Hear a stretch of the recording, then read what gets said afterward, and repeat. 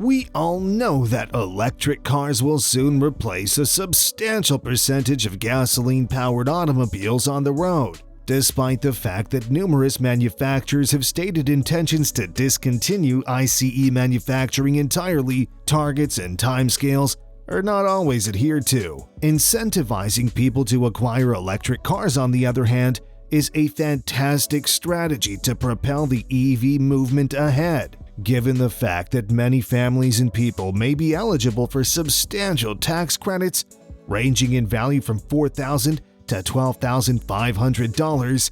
More customers may be drawn to the rapidly expanding EV industry. New car electric subsidies, part of President Biden's Build Back Better initiative, may formally end the combustion engine era in American auto manufacturing. The revised Biden infrastructure initiatives will be discussed in today's video, as well as how certain companies are impacted both favorably and badly. Welcome back to New Vehicle Media, your go-to channel for EV stock. Quick reminder that subscribing is free and liking the video helps YouTube suggest similar content. Comments are loved and featured in our upcoming videos. After months of deliberation, the U.S. House of Representatives approved a large infrastructure plan worth $1.2 trillion, which contains billions of dollars intended for electric cars and electric infrastructure. The measure was approved by the Senate in August and is now on its way to President Biden to be signed into law. Some of the funds, including $7.5 billion, would be used to develop a statewide electric vehicle charging network and to accelerate the adoption of EVs by consumers, and a hefty tax credit for the EVs that falls under the tax bracket. Of course, in order to qualify for the tax credit, manufacturers like Lucid Group will need to begin producing more affordable electric vehicles in addition to their premium offerings. In any case, the infrastructure plan's impact on the value of the LCID stock is still being felt, and the explanation might be the inclusion of Lucid Air affordable versions in the tax bracket and its business core strength.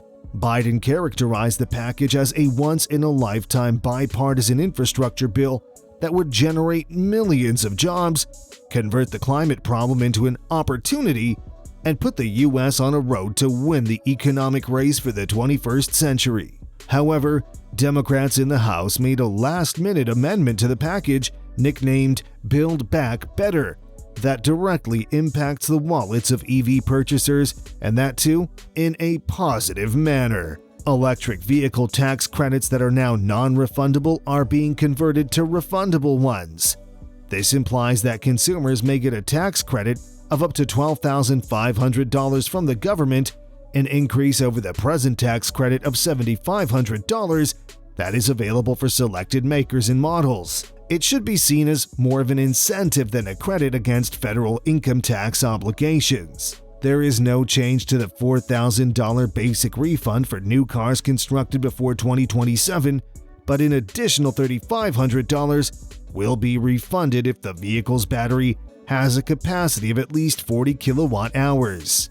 After then comes the most fascinating and maybe even contentious aspect of the article. If the electric vehicle is built in the United States by a unionized workforce, buyers might qualify for an additional $4,500. If the battery is also manufactured in the United States, an extra $500 is available. When you add everything up, you'll have $12,500 in eligible tax credits.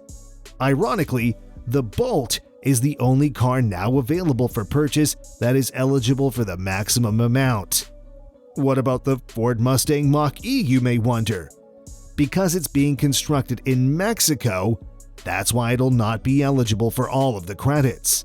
Another important difference is that trucks, SUVs, and vans with the market selling price of up to $80,000 are now eligible for the maximum credit amount, which previously was only available to sedans. Trucks and SUVs were initially restricted to $74,000, while vans were restricted to $64,000. Thus, Lucid Basic Line sedans will be eligible for the EV credit as well. If the new proposal is approved, this will result in tangible cash being returned to the purchaser's pocket. However, a clause that might put electric car makers in West Virginia at a competitive disadvantage has stayed untouched in the $1.75 trillion Build Back Better social spending measure that has been changing virtually every day over the past few weeks. The measure would be beneficial to union automotive manufacturers like General Motors and American-based electric vehicle businesses like Tesla and Lucid Motors. The proposal would be detrimental to foreign vehicle manufacturers who have plants in the United States. Toyota is among these corporations, with a manufacturing factory in Putnam County's Buffalo. A total of 1,479 people are employed at the factory, which represents a $1.6 billion investment in West Virginia. The company has revealed its plans to spend $1.3 billion in a battery production factory in the United States for electric vehicles. This promise was made as a part of a $3.4 billion pledge to electric car batteries through 2030. In response to the various tax credit proposals, Toyota said that the tax credit would be damaging to customers while providing no benefit to the environment, and that the idea to offer $4,500 incentives solely for union-built electric cars goes opposite to the purpose of carbon reduction. This shows that increasing the number of electric cars on the road is a secondary concern to strengthening collective bargaining. Since buyers should not be punished for choosing an electric car, Toyota encouraged Congress to treat all U.S. automakers fairly and equally. Apart from benefiting union automakers, the amendments to the EV tax incentives would also make Tesla, Lucid Air's inexpensive version, and General Motors eligible. The revisions would also extend the validity of these credits for a further 10 years, with eligibility for any EV within the first 5 years. During the previous 5 years, the credits will solely be applicable to electric vehicles manufactured in the United States. This means that the Build Back Better Act would be very beneficial to Tesla, Lucid Motors, and other American automobile manufacturers, as well as unionized workers and their families. The conclusion: customers who need a vehicle that can do more than just get them from point A to point B will have more alternatives now that incentives for extra body designs have been revealed. As a result of the arrival of various electrified trucks and SUVs, buyers will be able to contemplate more adaptability, since the requirement for a pickup or SUV for personal reasons is no longer an excuse for not purchasing an electric vehicle. Before the creation of Build Back Better, the United States government had substantially subsidized the sale of electric cars for more than a decade, mostly via tax breaks. The development of new regulatory penalties from across the globe, which are intended to be environmentally friendly, continues to place restrictions on internal combustion cars.